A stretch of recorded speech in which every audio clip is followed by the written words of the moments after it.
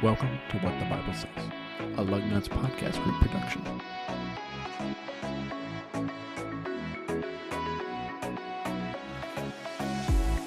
Well, good morning, good evening, good afternoon, guten Morgen, guten Tag, and guten Abend. Jawohl. Sauerkraut. Nuremberg. Oh, Nuremberg. There you go. So we are on. Sorry. It's all good. Sorry. It doesn't take much. It does not take much. You can tell it doesn't take much to entertain us at all. No, it does not. If you can make through the first 2 minutes of the mindless chatter, we actually do give something that's, I think, relative information. You just have to, Right. Just have to put your boots on. Just Yeah. kind of wade through the slop here of the first 2 minutes. Pull the bar like 30 seconds ahead. Good point. Oh, there we are. So if you haven't listened to us once before, Where have you been? where have you been? Yeah. You have a lot of catching up to do. Exactly. You are 21 chapters behind. But it's okay. It's okay. We are on chapter 22 of Looking Up from the Stubborn Darkness. It's from Edward T. Welch. And we're just going through here chapter by chapter. And yeah, we are now on chapter 22 entitled Family for Families and Friends. I actually have enough to kind of lead this one. I think we're going to punt this one back to you. I'm in the lead dog here the last couple chapters here. Yeah. On we've been having medical treatments, and then I also talked about the topic of death, and so a little more pastoral and counseling in nature. And so, Kenny, I'm going to punt this one back to you and lead us in families and friends today. Mm-hmm. So to start off, I just had that bottom paragraph there after the little subtopic, if you are depressed. And, you know, that first sentence, depression can be hard on relationships. And it's true. I mean, if you're depressed, it has a strain on any relationship you have, whether that be a marriage, friendships, whatever. It's gonna be hard to maintain that relationship, however that looks like. Well, it goes on and says, if you're depressed, you need relationships, but you isolate yourself. Exactly. That's like you need people, and you recognize you need people, but yet you have a tendency to distance yourself from people, which is the very opposite of what you need to do. Yeah. Yep. And it said you want help, but you reject most counsel. Yeah. Yeah. And that was me. And especially that next sentence there too. You get encouraging words from others, but you don't believe them. I have to sneeze. Okay. Go right ahead. Or not. Or not. Okay. Now that I said I have to sneeze, it's going to wait Okay, until all of a sudden, until exactly just till blow snot all across you. Just give me a heads up so I'll duck. Duck. okay. Now that's passed. Okay. Yeah, I got encouraging words from friends saying, "Hey, you can." Sorry. It's all good. Time for a carrot juice. Gotcha. So I got encouraging words from others during my tout with depression, and it was nice to hear those words, but they almost went in one ear and out the other because I didn't believe them. I also didn't want to hear it either. Although I wanted to hear it. Mm-hmm. It was like that double-edged sword. And that was tough to go through. Yeah. Yeah, well, that last sentence says, you believe you are worthless and you seem bent on proving it. Mm-hmm. Yeah. You know, kind of that self-imposed pity party that you Yep. have going on for you. Yeah. Yeah. It it doesn't work. And then moving on to the next page on 198, the third, technically the fourth paragraph down, starting with, does it make you feel hopeless or helpless? Basically talking about how depressed people enact a whole wide assortment of inappropriate verbal and nonverbal behaviors and all that stuff, and responding to all that stuff. And then that next sentence there too, do you feel like other people simply don't understand depression?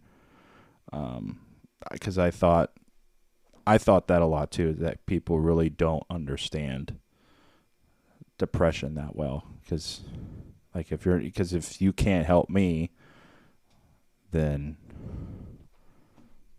what are we doing here? Right. Yeah. What value are you? Right. So, yeah, that was the hard part. And then that next paragraph there, that first sentence, resist depression on this point, which was hard. Don't let it excuse you from relationships and love.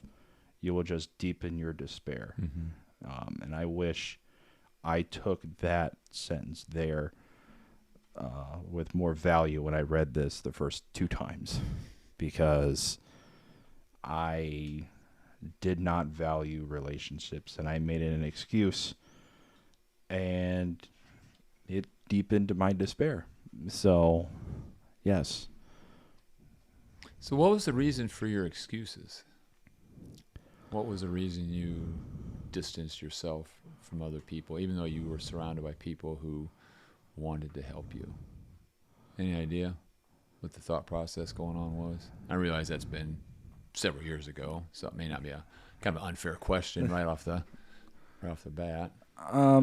I think it had to deal with more of just not wanting to change, not knowing Right. how I would be as quote a normal person without any problems per se. Oh yeah, that makes sense. It's our old, very familiar. I'm very familiar with the uncomfortableness. I know how to manage that. To change would require me to trust God. I don't know what that change looks like. So even though I don't like what I'm in, I at least know how to manage it. Yeah. I'm in control. I think that's what you said. Yeah. And that goes to any kind of, destructive, poor behavior that people have, whether it's addiction, whether it's abuse, whether it's, who knows, whatever, that you stay in that, even though you know it's bad. Yeah. You at least know how to manage it. Mm-hmm.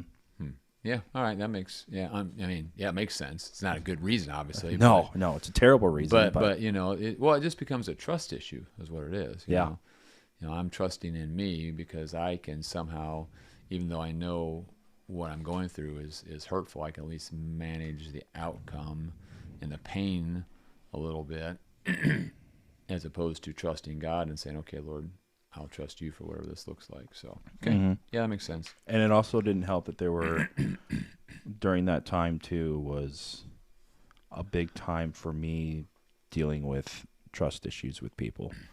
People coming and going, and it's like, sure, okay, I can ask you for help, and you'll be like, yeah, I can help you out. But then, it's like 2 weeks in, you're probably just going to say, you know what, hey, you're on your own, or just get up and leave and go somewhere else. So why even waste my time saying, hey, can you help me, when I can just deal with it myself, sure, not do anything at all, mm-hmm. and, I'll be fine. I can get through it, which was a lie. Yeah.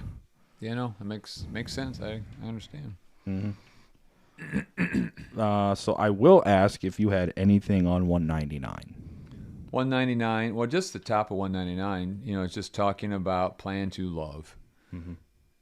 And I think the key there is plan. It has to be. There has to be, and that's the hard part because you're not thinking straight to begin with. So to ask somebody who's not thinking straight to plan, it's almost an oxymoron. Mm-hmm. But this is where it just gives you, I think those 5 bullet points of just how to respond to other people. Just simply thank people, greet them, pray for them, listen to them, touch them. Those 5 just very simple yet profound ways that you could love another individual. Mm-hmm. And then I like the very last sentence then of third paragraph says it may be the first time in your life that you did something simply because of Jesus. Mm. I think that's key because up to this point, the depression, and especially if you're beginning to isolate yourself, is just becoming very self-absorbing. Yeah. And it's just this monster you're feeding as far as you. And I wanted to thank people, greet them, pray for them, listen to them, touch them, not because I'm going to get better in my depression, but my motive is just because I love Jesus. Mm-hmm. And that's where, we seek first God's kingdom and his righteousness, and then all these things will be added to us as well. That's where we put the Lord first and our own needs second. But again, that's really, really hard if you're, depending upon where you're at in the whole downward spiral of depression. Yeah. Yeah. And if you're listening to this too, and you're like, well, I don't have depression. Well, you probably know someone who does. Mm-hmm. And this chapter is really dedicated more for people that don't have depression, that know someone who does, or maybe will know somebody that does have depression. And this is pretty much catered towards how you can start to help and then also help a person in depression. So those bullet points, yeah, if you have depression, you can do those.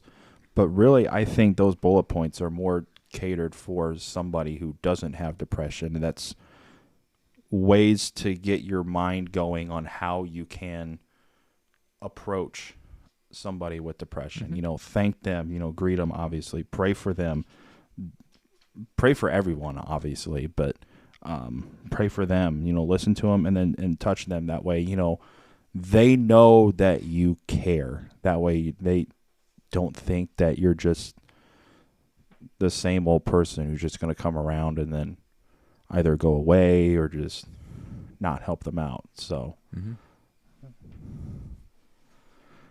sounds good. That's all I had on 199. Well, you get into the next little section there as far as if you're a family or friend, but up to that point. So I didn't have anything until 200. Well, I guess the very last sentence, the very last paragraph then was, sometimes you will grow weary in loving. I guess that, at some point in time, because this is the very typical, the relationship is just running one way. Yeah. It's all give, and they're doing all the take. And it's not going any, and that's where you have to be very careful in that type of relationship, is that you understand that it's going to flow basically one direction. Yeah. From you to that other person. And many times that person will receive whatever counsel, direction, thankful, greet and pray, whatever, and they're not even grateful at all. Right. And you just like to go, what the heck, Right. A simple thanks would have been nice. Yeah. Whatever. Well, then you just have to check your motives and say, okay, well, why am I doing this as well? And this may be for you as the caregiver. It may be the first time in your life you did something simply because of Jesus. You're loving that depressed person, not because you want to hear anything back from them. You're loving that depressed person not because you think they're going to change. You're loving it because our goal today is to please Christ in everything that we do. So but then also know your love makes a difference. Yes. Whether you understand it or not, your love is making a difference. Yes. And from a former depressed person, just knowing that I had people around me that I could go to meant a lot. That way, even though I didn't want to change, and it took me a while to want change too, just knowing that I had people around me, one, that I could trust, and two, would be there, meant a lot. Mm-hmm.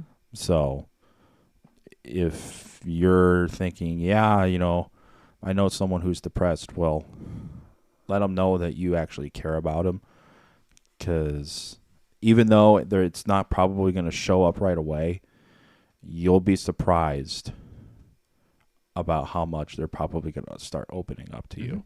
Yeah. So on 200, the only thing I had was right before the next little subtopic, but depressed people, like all of us, are aware of kindness and love that is willing to sacrifice. Love always meets its mark. As a result, depressed people who do best are cushioned by persevering love. And that's basically what I was just talking about right there, before I read that. Just be there for that depressed person, because they're aware of kindness and love. Mm-hmm. They're not gonna reciprocate it to you, most likely. Right. Most likely, they Right. they probably could, but it's are they? Right. Well, that just leads into that next section then on your discouragement, talking about the person who's trying to minister to, and we've kind of already skipped ahead to that, is that most depressed people, in their apparent lack of passion or enthusiasm for anything, and at the very last paragraph there it says, after initial sprint of love, they give up because the relationship becomes very one-sided. Yeah. It just seems like it's flowing, in one direction. And then on the next page, on 201, that first paragraph says the problem is not that they dislike you; it's more that they simply don't feel, or what they feel is different levels of pain. Relentless pain expels all their passions. Sometimes this again is hard to do, especially if the person you're dealing with lashes out at you for whatever reason. Is you have to say, listen, I'm just a lightning rod, because I just happen to be there. Right. This is not personal, even though it may be said in a personal way. The things that are being said, don't take them personally, because that person is just kind of lashing out at you. Happen just to be in the way. Right. The lightning right. rod. That's what I said. Yeah. You're the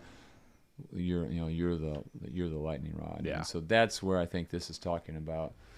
And this is where, if you're going to minister to someone, whether it's a person in depression or whatever, season of life they may be going through, you've got to be in it for the long haul. Yeah.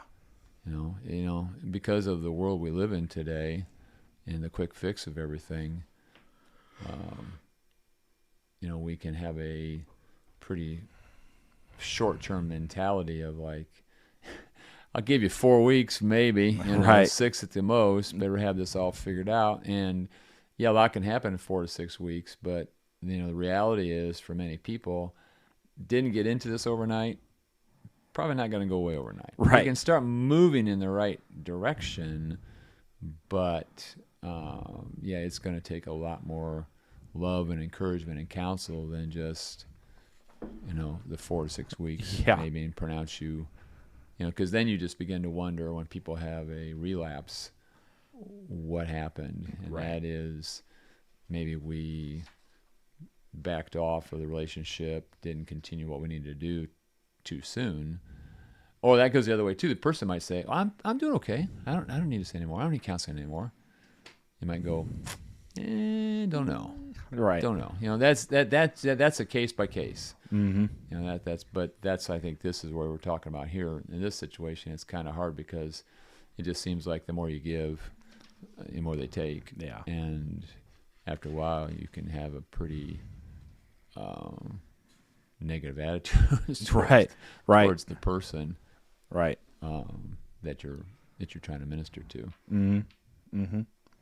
And then this is something that we've been talking about since chapter 1, and it's the last real paragraph on 201, the last sentence there of that paragraph. When you offer hope, it must be because you have found hope. Right.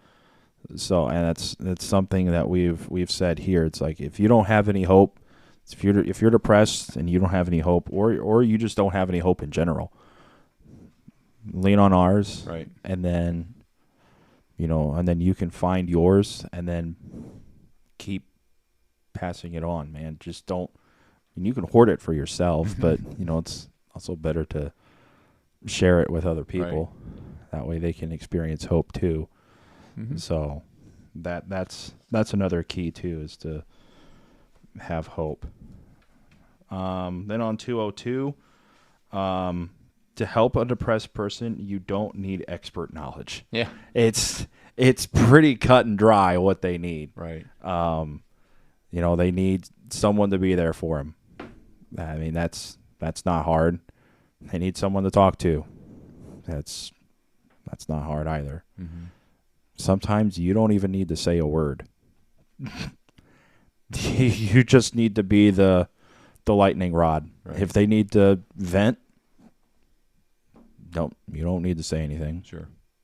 Maybe they don't need help either on that day. They just need to get it all out. Mm-hmm. Maybe, and unfortunately, yeah, you're the lightning rod, but hey, you got to do what you got to do sometimes. Mm-hmm. Yeah, I guess you just go back to that list of, thank them, greet them, pray for them, listen to them, touch them, and just, mm-hmm. Be there for them. The whole ministry of compassion and kindness and encouragement and hope isn't dependent upon some deep level of thinking and understanding. Now, having said that, there probably will come a point where you have to do the put off, put on, and say, okay, what's the destructive behavior and what does the put on look like? And that's where you possibly need to enlist the help of a counselor, a pastor. I had a lady the other day that said to me, she was talking with an individual, and she says, I know how to listen. I know how to listen well. I know how to process what's going on. I don't know what to say to help that person.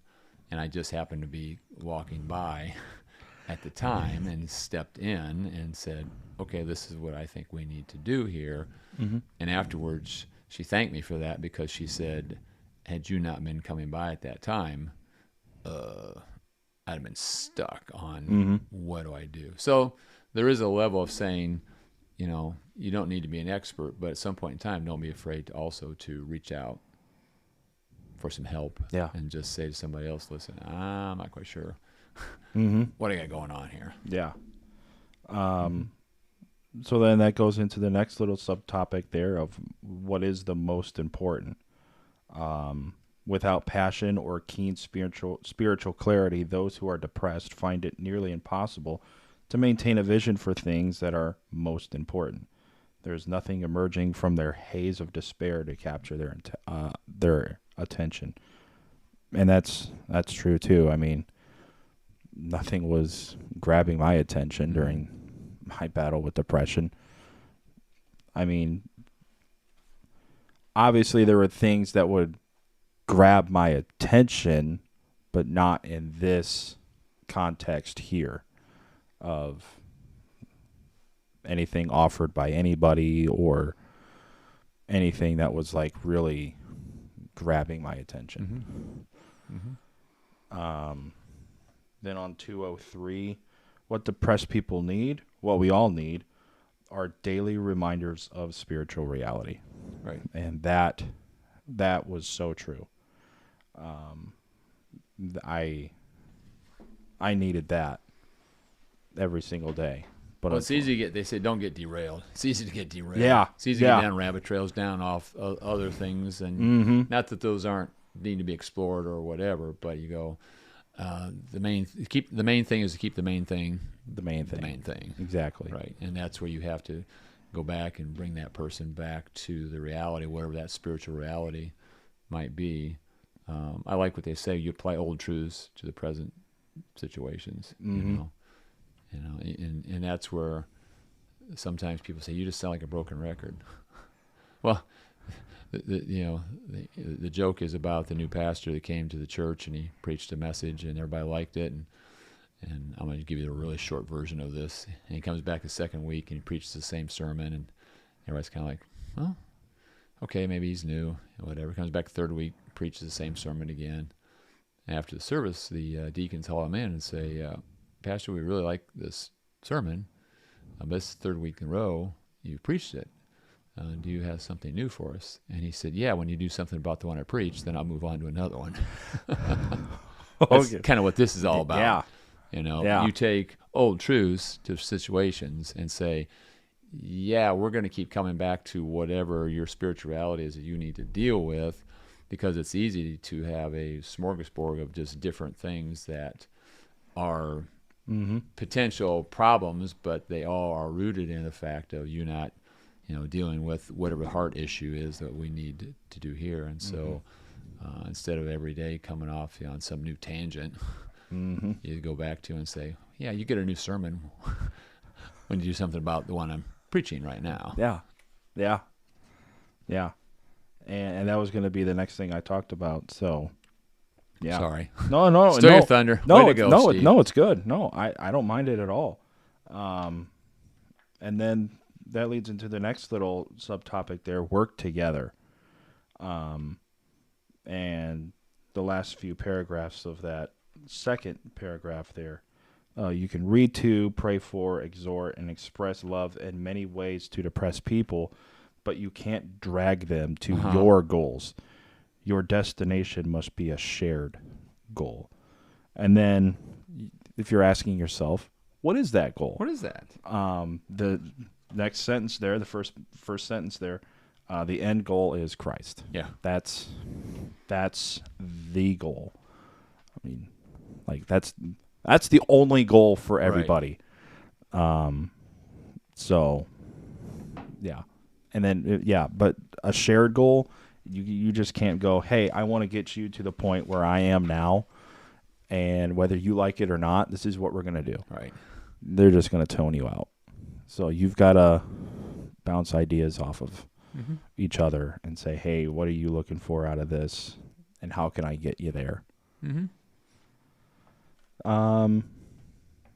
Did you have anything on 204? 204, I'm a structure guy, and so on that top of that page it says the principle is this: the more painful and disabling depression, the more important it is for counselors and friends to provide structure. And this just gets into some of there is a spirituality that we need to deal with, and it is Christ, but also you have these 6 bullet points, which just brings some structure, because a lot of times that's what has happened is people just lay around, they're just not doing anything at all. Right. And so you say, go to bed, eat at appointed times, exercise, have a schedule, write down one thing you agree to work on every day, follow through, and then let your yes be your yes. I think those are all. And I guess the next paragraph says, this structure is not simply imposed on an unwilling victim. It is a partnership among brothers and sisters in Christ. And again, the whole point is at some point in time, you have to have some buy-in by the person who is, battling depression. Because if you don't have any buy-in, then at some point in time, you lovingly have to say, I don't know what I can do to help you. Right. I'm not going to spend my time, not that I'm wasting my time, but it's not a wise stewardship of my time, right, to spend with someone who's not interested in at least moving forward. And so and what I like about this is a very measured way to say, how serious are you in the process of really trying to, I really want to get out of this. Well, okay, here's 6 bullet points. Yeah. Let's see how you do. Yeah. Check these off the box and see what happens. Exactly. And I guess that's what they're talking about here, is just good accountability. Yeah. Which is sometimes what you lack, because you think this is where you're trying to help that depressed person by making them accountable, and you think maybe that's going to make them more agitated or irritated, and it might initially, but you're not helping them by just letting them live a unstructured whatever. And I just do whatever. I'm just going to do whatever I feel like today. Well, you're going to sit around and eat bonbons and play video games or sleep in until, whatever. Right. It's just not helping you. No. At all. No. So then on 205, I like that first real paragraph there, starting with likewise. When depressed people interject their skewed and self-defeating interpretations of life, you can't sit idly by. You need to challenge and interrupt their inaccurate interpretation because it is wrong and it leads to deeper despair. Right. Ain't that the truth? Right. Well, I think, because the last sentence says the reason that sometimes we don't do that is depressed people are often handled very gingerly. You feel as if you're carrying a torch around a bomb with a short fuse. And that's why I'm going to make this even worse. And when you have somebody who has a skewed, self-defeating interpretation of life, you just can't sit by and let them say that. Right. Or what you might do is if they say something like that, this is what I found to do when people make those kinds of statements. They say, man, I'm just such a really rotten, terrible person. I go, okay, yeah, I see that. Huh? Yeah, I see that. And because that's not what they're looking for. They're looking for you to say, oh, you're not that bad. Right. You're okay. You're such a swell guy, whatever. They're looking for you to somehow say, I'm not that bad a person. And when you say, man, my life's pretty messed up, you go, yeah, I'd agree. Probably not what they want to hear, but that's the whole idea. And that's the way you can approach that. But not just say, yeah, you're messed up. But right. Here's some things that we can do to help you. You need to acknowledge that. That's part of just the whole cycle of how you get out of this is you have to assume some responsibility for where you're at and what's going on in your life. And maybe that is just lovingly to say to the person, yeah, you gotta be careful what you say. Yeah, you're pretty jacked up right now. Right. Not in a really good place. Right. And we're not saying to go find a depressed person and be like, hey, you're jacked up, and then walk away. Right. That's not what we're saying either. So, yeah, one of my favorite proverbs is Proverbs 27:6. It says, "Wounds from a friend can be trusted." Mm-hmm. Enemy multiplies kisses. What do you want me to kiss up? Tell you what you want to hear? That's your enemy. Yeah. Or you want me to tell you what you really need to hear? And it's going to be some tough love, and it might sting a little bit. I'll try to word it in such a way that it takes as much sting out as possible. Right. But probably what I'm going to say is probably going to have a little edge to it. So put your big boy pants on, and this is what you need to hear. Yeah. And that's what it says here. It can be easily understood as an expression of love.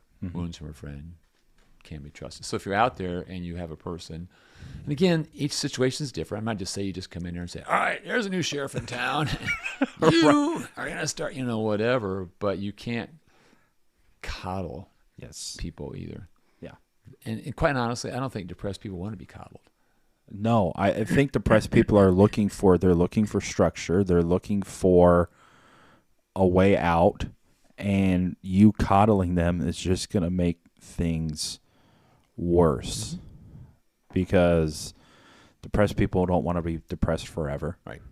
Now, there might be those people out there to be like, hey, I don't mind it. I've learned how to deal with it. Well, okay, good for you, but the normal person would be, I'm depressed. How do I get out of it? Right.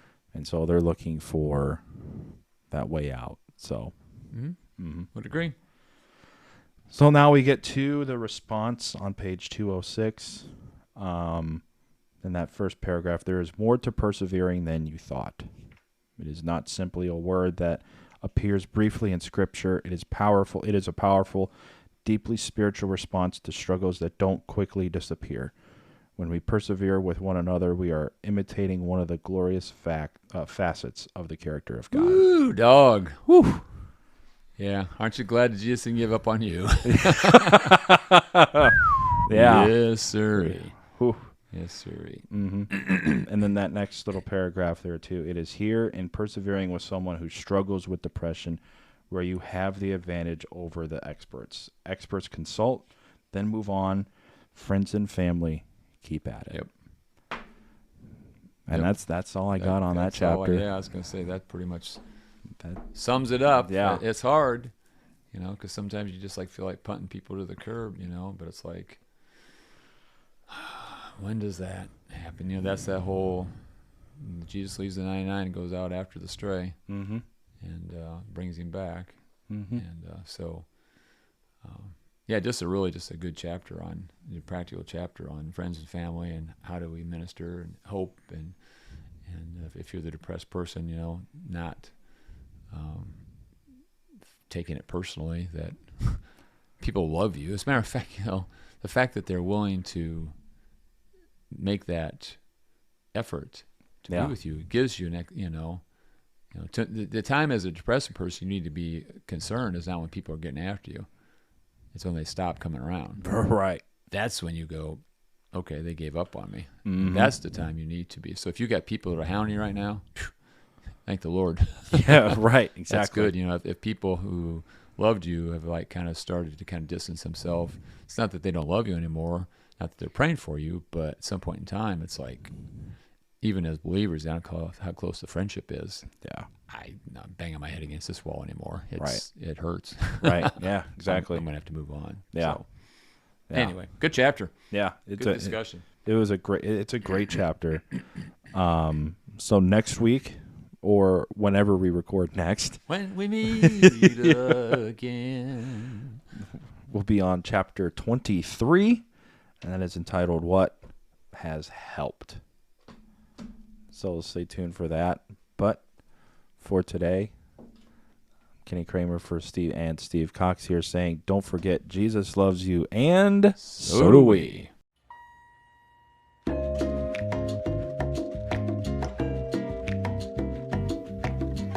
We hope you enjoyed the podcast today. If you did, visit our website for more information and shows at thelugnutspodcastgroup.com. Like us on Facebook and Instagram, and we'll see you next week.